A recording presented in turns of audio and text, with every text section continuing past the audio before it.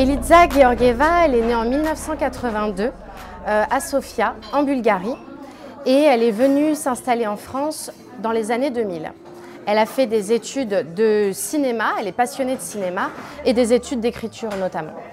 Et donc, comme elle est passionnée de cinéma, elle a notamment réalisé plusieurs documentaires qui ont eu des distinctions d'ailleurs, dont un documentaire notamment vraiment politique sur l'histoire de sa maman notamment qui était journaliste. Dans Les cosmonautes ne font que passer, Eliza Georgieva nous raconte son histoire, notamment quand elle était encore écolière, puisque dans son école, le héros de la conquête spatiale, Yuri Gagarin, est venu planter un arbre.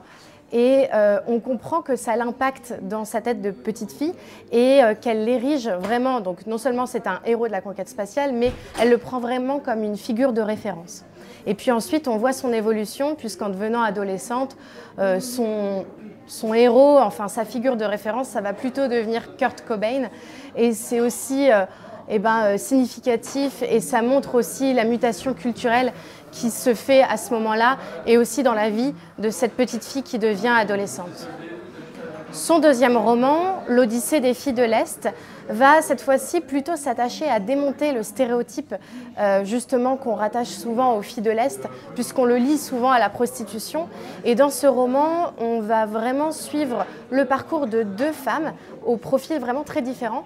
Une première femme qui est une étudiante un petit peu naïve qui arrive en France de Bulgarie, et puis une deuxième femme qui est plus âgée et qui est prostituée. Chaque chapitre présente le parcours de ces jeunes femmes de façon à se s'entrecroiser avant que les parcours de ces deux femmes se recoupent. À chaque fois, Eliza, dans sa façon d'écrire, elle utilise un humour un peu décalé, une ironie, quelque chose d'assez tranchant. Elle va droit au but, mais ça rend son écriture très accessible, en même temps très intelligente.